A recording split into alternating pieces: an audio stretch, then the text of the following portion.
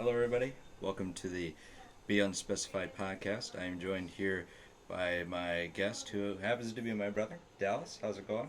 Oh, I mean, it's a little chilly now. But It is indeed a little bit chilly. Yes, the weather's been pretty weird. I'd say, kind of that freezing, above freezing, below freezing range. I suspect it to all go to ice by tonight. Yeah.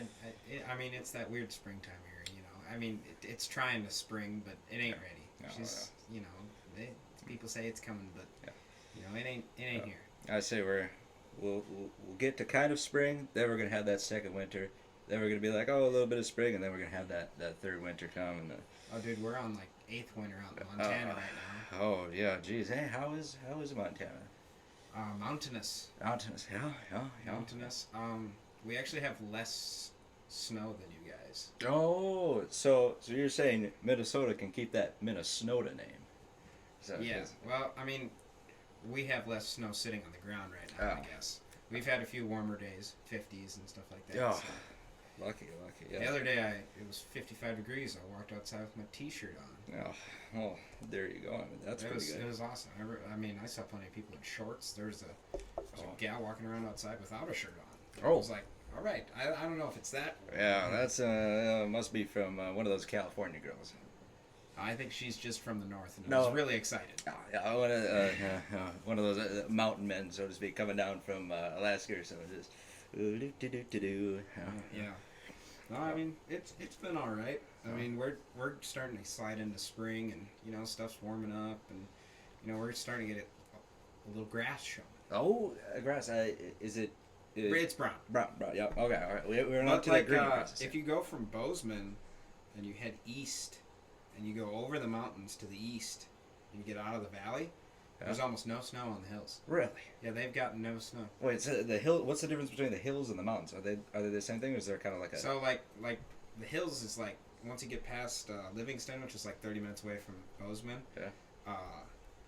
There's a mountain pass, and so you go over the Beartooth Mountains. Okay. I think is what it is. Right. So you go over the Beartooths, and right there is the mountain range that goes down the valley, Paradise Valley, into Yellowstone National Park. Interesting. And then after that, there's no more mountains like that you have to go through really. Okay. There's a couple hilly areas, but otherwise, eastern Montana is considered like the hill country basically. You have small pockets of like just mountain ranges that just kind of spring up.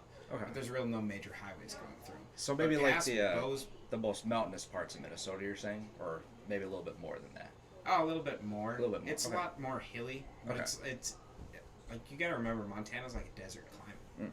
So anywhere past the mountains just trap the snow. So sometimes like what'll happen is we'll get a snowstorm that come through, and it'll come from west to east, and it'll hit that mountain range to the east, and it'll actually just turn around and come back and snow again. Interesting. So kind of like a cycle. Because we have circling thing. In Bozeman, we're in the middle of the Gallatin Valley, so we're surrounded by like the Bridger Mountains, the Gallatin Mountains, and then the Tobacco Roots on the west side, and so it's just like a big bowl. So if a storm makes it over the Tobacco Roots or the Gallatins, it gets in this bowl, and it kind of settles down, and it just sits there. But the good thing is sometimes the storm doesn't make it over the mountains.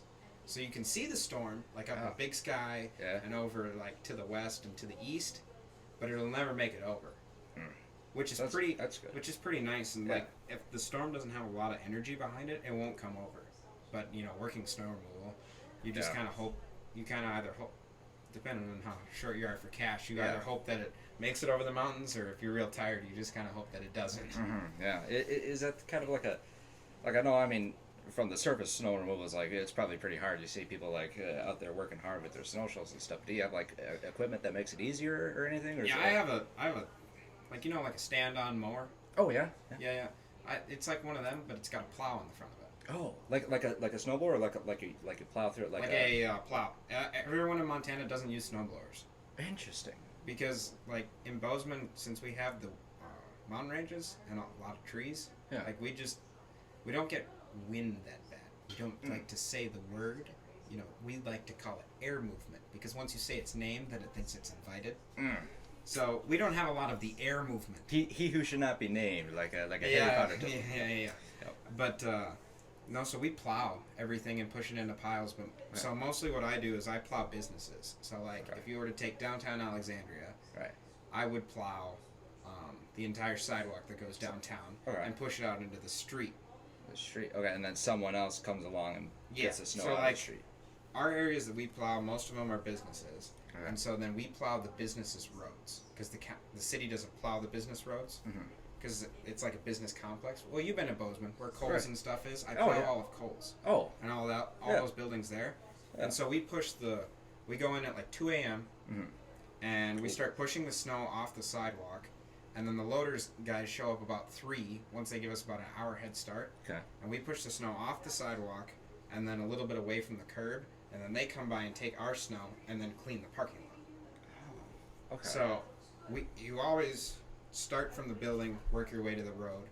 Loader takes it from the road and puts it in a pile. So it's like a lot of different pieces coming together to. Yeah, and then you have like shovelers that take your stuff, and the shovelers come and they push stuff away from like edges. So like the edges of the buildings, any little concrete islands. Like they're the finessers, so to speak. They finesse stuff so that way it makes life easier for the guys driving the snow raiders, is what they're called. And it's a good name. Yeah, it's a snow raider. Snow raider. Yeah, it's pretty storming the castle. Cool. Well, then Derek, he's kind of the higher up in the company, so he runs. Your boss. Well, technically, I was supposed to say that. He told me I was supposed to call you as he's your boss. In the snow removal realm, he has been there longer. Yes, correct. Yeah. But yeah, no. So he's got what's called a Mammoth, and so it's made by Aaron's, and so it has a 25 horsepower Kawasaki engine in it. A big motor. The Snow Raiders are vastly underpowered for what they are. Right. I mean, they got a big name, but not enough to hype up that. Well, they have the Briggs and Stratton engine that you buy at Fleet Farm. Yeah. The little one that you could like pull start. It's not enough. There's not enough oomph behind it. Nah, you need a little bit. Well, more. Derek's got this thing that you could run a dang go-kart off of. You know, it's got fuel injection. It's key start. It's very fancy. It's just the cat's meow. And so what it has is a hydraulic V-plow in front of it. So you can run it straight at an angle, either right and left. And then you can cup it or V it. Like you can change like there's different settings. Yeah. Yeah. So you can cup it, like say you want to like just gather up a bunch of snow and push it into a pile. Yeah. Or like when you push snow into like a city road, you have to push it back to the curb, because if you push snow from your sidewalks that you're plowing into the city road, you get fined. Ooh. So Derek just typically takes the V-plow, cups it, scoops the snow, and pushes it back up into the berm. Oh, nice. But then, if we get like real drifted snow, he just takes that cup and V's it and just drives right through it. And just gives her the onion. You know? Oh, the onion, Yeah. But then it's got a quick attach on the front of it, so you can put a snowblower on it. And we got a cool video of that snowblower running. It throws snow 60 feet in the air. Really? Like, yeah. Just continuous. Just, oh my gosh. It's crazy. That is crazy. But yeah, no, snow removal is just kind of, I don't know. I mean, it's been an odd year. We've had a really mild winter, and I know you guys have too. Yeah. Like we did have negative 55. Yeah, we did a couple of pretty cold days. I think we got off school once because it was cold. I mean, we had e-learning, which is. They took snow days away, which I don't agree with. No. We're not getting into that. No. That's a sensitive topic. Yeah. Oh. I don't know. Today's children will never know snow days, and it pains me. It's just the glorious of waking up to being at home and doing nothing. Not having to worry about anything. Yeah, you wake up at 8:30 thinking you're late for school, but guess what? You're not. Oh, that's the best feeling. When you're like, oh, I'm late. Oh, it's a snow day, and it's just the whole mood changes. Yeah, it's awesome. It's awesome. So yeah, no, but we've had pretty mild winter, and but I mean, once we got cold, we stayed cold for a minute. But then, I mean, we get cold spells, really. Yeah. Like Montana has, the West has a very changing climate anywhere in the West. Like Minnesota, typically it's like, if it's going to be 30, it's going to be 30 all week. In Montana, it could be 30 one day, negative 30 the next day, and 55 the day after that. Ooh, it's just, I wonder how, it's probably some sort of science thing behind that. Well, it's a desert. Oh, that's interesting. Yeah, like I live in a desert, so like in the summer, it's dry heat. So like, you know how you can feel the air here? You know, you can't, the air is just hot. Is it because of the mountains take that too? Like the mountains add to like that desert type of thing, or? Well, so like, it's just west. Just west. It's just west because there's no real we don't have a lot of lakes. So like you got to take into account Minnesota gets a lot of rain. True. And they have a lot of lakes. So you have a lot of when it gets hot, you have a lot of evaporation. Right. I remember that the rain cycle. The water cycle. Like, yeah. Oh, the water. Yep. From fifth grade. Cycle. Fifth grade. I remember the test on that. So Montana doesn't have that. Right. So we have like, what happens is this. We rely on all the snow in the mountains to water where I live. Okay. So like all the snow that's in the mountains like right now, so we have a snowpack measurement. So we need 100% snowpack to have enough water to go around all season long and kind of keep us out of drought. Okay. Right now we're doing really well. We're at like 130, 140% of our snowpack. So we are above average. That's good. But the issue last year that caused the flooding in Yellowstone was right. we were at 140% of our snowpack. We just went from frigid cold to straight up warm in like a matter of like a week. Oh, that's not good. And then it just didn't stop raining. Oh, so this is after the events at Yellowstone, or this is what caused the events at Yellowstone. Yeah. So like as I was working, I was like, boy, we are gonna flood.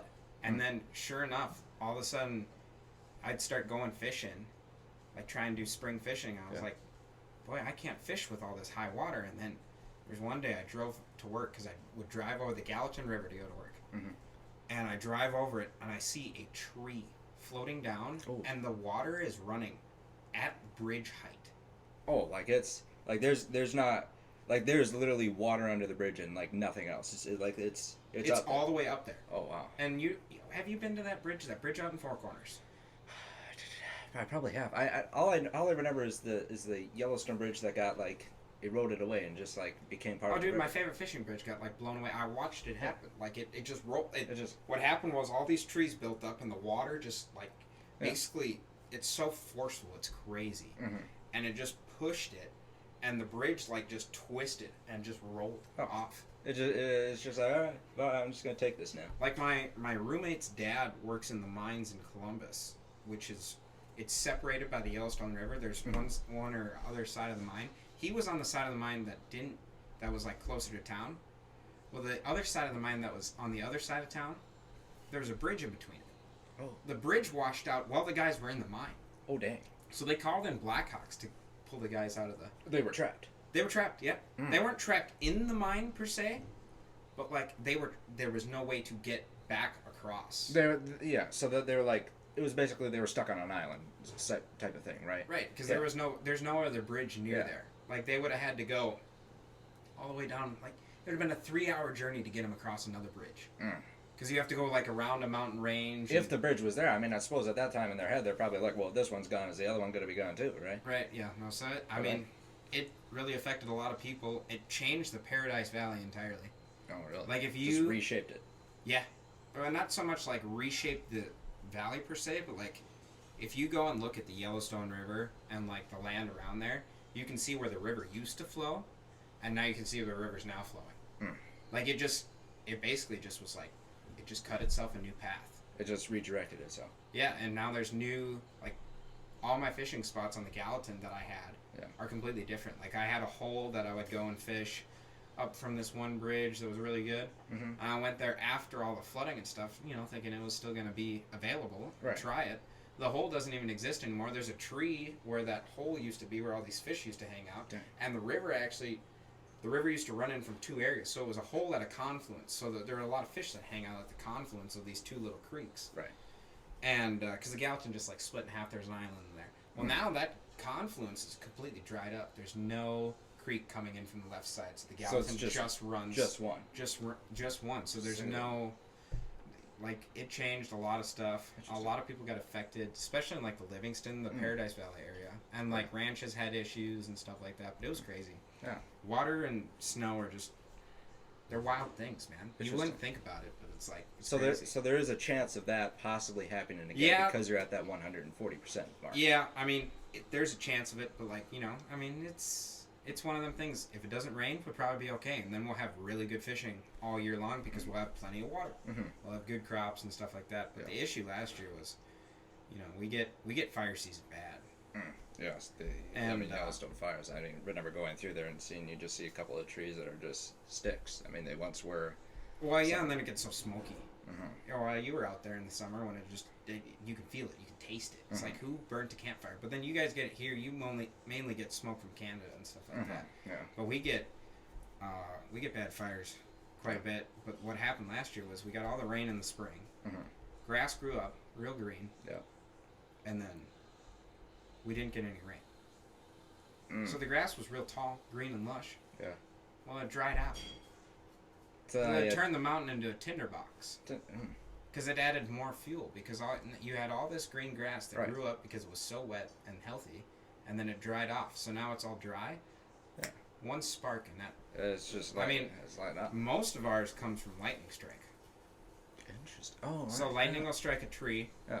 And it'll start just a raging fire. And sometimes they choose to let it burn, and sometimes they choose to put it out. Depending on like how close it is to like but yeah, living you'll see. competition, bro. Yeah. I mean, and it depends on like, does the forest need it? Because like the spot where I go elk hunting actually burned up last year, and so that kind of threw a whole wrench in my elk hunting plans. But that area needed a burn because they had 90% of their trees killed by pine bark beetles. So it needed to be burned out anyways. To kill off those pine beetles. More so to just kind of get the dead trees out of the way. Okay. The after effect of the pine beetles. Right. Okay. Right. Because the pine beetles, what needs to happen is like you have to be like at like negative 10 degrees for like a month straight for the pine bark beetles to die. Oof. Heat doesn't kill them. It's only cold. Oh, heat doesn't kill them. Like they're fine. They're immune to fire. Yeah, well, they live in like the tree. Oh, they live in like the middle of the tree, and they're just like That's kind of and then they come out after the burn is done, and then they wreak havoc on everything else that's living. But I don't know. Don't quote me on that. But that's what I've been told. Yeah. But I mean, So but that burn was like a healthy burn. It's good for it. And so then in 2 years, I'm probably going to go back in there and start hunting again. Because what happens is, the year after is okay. Elk will go in there and they'll forage and stuff, but they won't stay there because there's no cover. Right. Because you burned off all the cover. So, but there's a lot of green grass. So they like to feed there, but they don't like to hang out.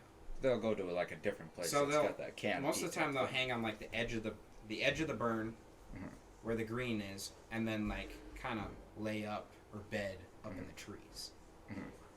And so, but then after the fire happens, like 2-3 years later, you get the trees, the little saplings, anything that survived kind of starts growing back. And the environment kind of resets itself. But actually, 2 years after a burn is the best time to go pick wild blueberries. Really? Yeah. Is it because like wild blueberries need a burn to grow? Oh. Kind of like I watched a documentary a while back about winemaking, and they said that the rougher conditions for the grapes, the better tasting wine. Is that kind of like a type of thing for blueberries? Like if they have because they need that they need the acidity from the pine trees, but then the charcoal helps. So the ash seeps into the ground and gives it kind of an acidity to it. Okay. But since the blueberries have no trees blocking out the sun, they don't have to compete for sunlight. So they can get all the sunlight they want, but then they also get all the water they want. Because there's no trees sucking all the water up because all the trees are burned. No competition. Right. Okay. So you get really, because you can get wild blueberries anywhere all year long, but they're going to be yay big and real crunchy. Right. But these blueberries are like, they're not huge. They're not buying the store blueberries, but they are like. Because you find them out wild. If you pick enough of them, they're really good. Yeah. Kind of like you'll go along alpine strawberries in our backyard. Like they're small and they're small, but they're tasty. Yeah. Yeah. Okay. But and then you get huckleberries and stuff like that. But the thing you got to watch out for and all that stuff is, you're not the only one that wants to eat the sweet treat. Yeah. You get a lot. You run into a lot of bears. Yeah, run into a lot of bears. Oh, that is absolutely for sure. You definitely don't want to run into a cocaine bear. That's for sure. I mean, that's a fictional character. I don't know if you heard about that movie. I don't know. I could arguably say that a grizzly bear is about as bad as a cocaine bear. Yeah. I mean, grizzly bears are just. I mean, you heard the story about my grizzly bear encounter. Yeah. Right. Have I? No. Well, let's just tell because they haven't heard it. Let's get this good. This is good content. So I don't do this. Let's preface that. Right. If you ever go in the mountains, don't try this. If you ever go in the mountains, do not go by yourself. Yes. Go with somebody. Always travel in pairs. Like if you're going to a downtown Minneapolis or a sketchy place, travel in pairs. So Derek was out of town, and so I decided I was going to go hang a camera up in this elk spot that burned. And so I was walking along a walking trail, and I was just about to hop off the walking trail, and a couple had come past me. They had come from up high. They were camping with their family. They caught a bunch of fish. The fish at this trout stream. I fished the trout stream. It's good fishing, but you know, little trout. It's kind of fun. It's really scenic. It's kind of for the, like, you know. It's enjoyment. You're in the wild. Yeah, yeah. But they said they'd seen some bears in the meadow. Well, I knew I was taking a left before the meadow and going up the other face. So I was like, all right, I'll be out of these bears' way. And these people were like, they had probably been about half an hour. The area that I was going to go through, they probably went through there about half an hour ago. Okay. So I keep on hiking, and as you're hiking along, elk and bears have a musk about them. It's weird because they roll in mud, and they sweat and they excrete pheromones. Okay. So if you get the right wind, you can actually smell elk. So like when I'm elk hunting, you can smell the musk. They have, especially bull elk during the rut, they get some cologne or something. Yeah, they get some stank because they roll around in just swamp mud. So it's just like swamp mud and piss. That's probably not good. Yeah, no, it's not a pleasant smell, but it's a really distinct smell. Well, that's good for hunting. Elk smell different than bears, though. So I was walking through the woods, and the wind was blowing in my face. And I got this waft of something, you know. Different. I was like, I don't think that's an elk. Well, I have my binoculars with me, obviously, so I pull my binos out, and I put them up to me, and here I see something brown walking through the woods. And it is not an elk. No. It's a little bit more chunky than an elk. It is a little bit more chunky. Yeah. And as I'm looking at this thing, I'm like, I think that's a bear. You know, I hadn't decided if it was a black or a grizzly bear yet, because you can have cinnamon black bears, so they're brown black bears. Oh, which is crazy. That's probably not good, because don't you have to do like different things with different, like a grizzly, you got to do one thing, and a black bear. Grizzlies you cannot kill, endangered species list. Black bears you can hunt. Okay. But you can hunt a cinnamon bear. A cinnamon bear. You just identify them. I don't know. Typically cinnamon bear. You can tell the difference between a black bear and a grizzly bear. Grizzly bear's typically a bit bigger. Okay. So, but the wind swirled as I'm watching this bear, and he stands up on his hind legs and looks me dead in the eye. And I have a rangefinder with me, so I take the rangefinder out. And I get me the range. I'm like, how much distance do I have between me and this bear? Because I just stopped dead in my tracks. I crouched down, range him. I'm standing 100 yards away from a probably 9 foot tall, on his hind legs, grizzly bear. That's a football field, right? That's about. I'm standing a football field away from end zone to end zone. Yeah, 9 foot tall grizzly bear, standing on his hind legs, looking me dead in the eyes because he smelled me, but then the wind kept blowing in my face, right? Ooh. So he knew there was something about, but he didn't know where I was. So I stayed real still, and then he set himself back down and kind of kept meandering. Okay. So I just kind of slowly eased my way back out of that situation. Yeah. I decided, you know what? I don't need to hang a trail camera today. And I went back out to the... What I realized when I got back to the car is, I typically carry bear mace with me. It's bear spray. It's mace. It's like pepper spray. It's pepper spray, but for bears. It's a wee bit stronger. Yeah. You do not want to get bear maced. No. We'll put it that way. Yeah. But bear mace only works if you got the wind behind you. So it would have blown into you. So now I carry a little bit more. Yeah. I carry the piece instead of the bear firepower. You're carrying the firepower. Yeah, I'm carrying a little bit more firepower nowadays because I don't really want to run into the wind situation. No. And I don't have to shoot the bear. I just have to shoot to scare the bear. Yeah. Yeah. Because but like you can kill a grizzly bear in self-defense. Right. I mean, there were some guys in Wyoming. You heard about the wrestlers in Wyoming, right? Probably. They were wrestlers, and they were out shed hunting. I don't know, man. And in like the middle of the summer, when it's not good shed hunting. Yeah. Like we go shed. Derek and I are going shed of a elk or deer, or both. Kind of both. Yeah. But the antlers. Derek and I go to Wyoming has a shed hunting opener. So Derek and I go to shed hunting opener May 1st. So we'll be in Wyoming May 1st. Don't call my cell phone. I'm busy. I'm hiking. But after that, most all the sheds get kind of picked up. It's picked over. Like there's no sense going out and hitting the hills till the next season. Right. Now, you might pick up some old ones that people missed or stuff like that. You might get lucky, but you ain't gonna pick up the mass amount that you pick up on the opener. Because you want to pick up a lot of new horns. But anyways, these guys were out there.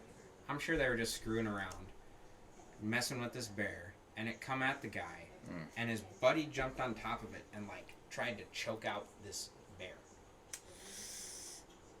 That's probably not good. Yeah. I don't know anybody that I'd choke out a bear for. I know plenty of people that I'd shoot, the bear for, pretty much anybody. But I don't know if I'd wrestle a bear. I'd probably just start running. Yeah.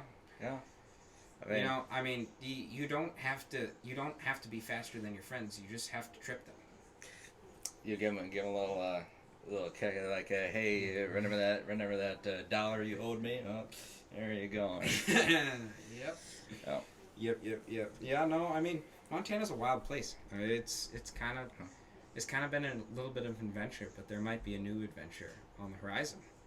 Interesting. What's that? So I'm looking into becoming a full-time goose and duck hunting guide in Colorado and Nebraska. Oh, nice. So I may be moving out of Bozeman. Farther west. Huh? Farther west. No, actually, is it more easterly? Really? Because Nebraska's so. Oh right, yeah. Because Montana is pretty big. Like, it probably covers like underneath that stuff. Is that kind of? I'm arguably like. Bozeman is because Montana's flat and then it juts down and then it's got the little squiggly. Mm-hmm. I'm like where the corner meets. Okay. So I live like right there, and so like the rest of this Montana is pretty big, and then there isn't really much Montana after that. There's like this much. So like there's a good bit of Montana here. So like Colorado and Nebraska is like over this side of Montana. So I'll actually be closer to like the central Midwestern area. Okay. Because the area of Colorado I'm going to go to is actually that little part of Nebraska that's like cut out by Colorado. So it's just kind of like, it's not really mountainous Colorado, it's more so eastern Colorado. So eastern Colorado, western Nebraska is where I'm looking at right now. Eventually, I want to run my own waterfowl outfitting service from Montana all the way down to Texas. That's like my goal by 35. That's your kind of goal. That's where you want to see yourself in a couple of years. Yeah, in a few years, in about 10, 15 years. Because there's no huge waterfowl outfitters in Montana right now. So my major goal is to be the largest waterfowl outfitter in the state of Montana. I mean, that's a pretty good goal. It's a hefty goal, but I think it could be achieved. I believe in you.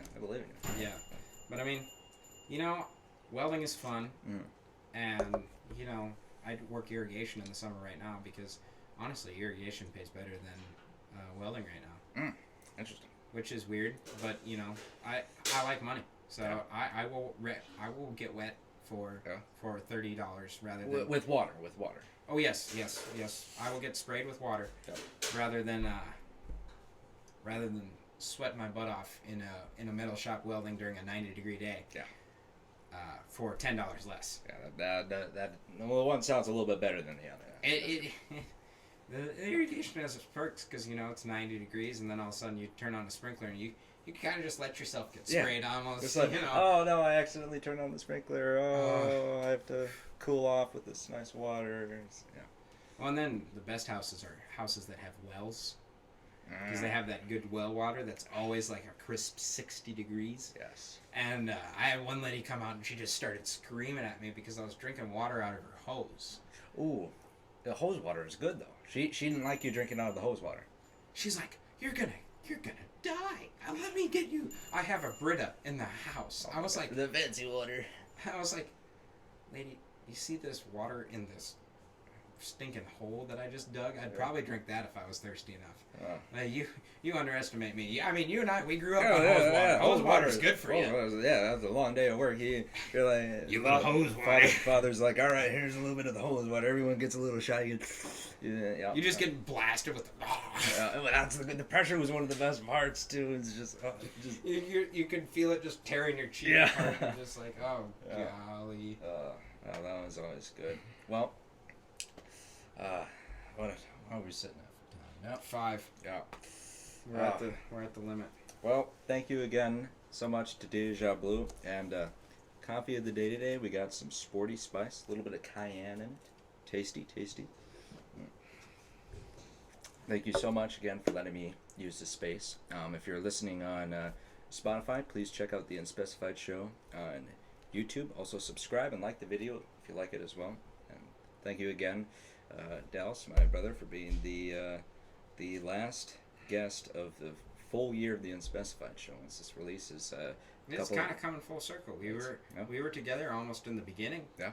For the fishing challenge, Mm-hmm. which may be making a part 2 comeback Hey. here. Ooh, foreshadowing. Yeah. Well, thank you again. It's good to see you. Have a good day, everybody.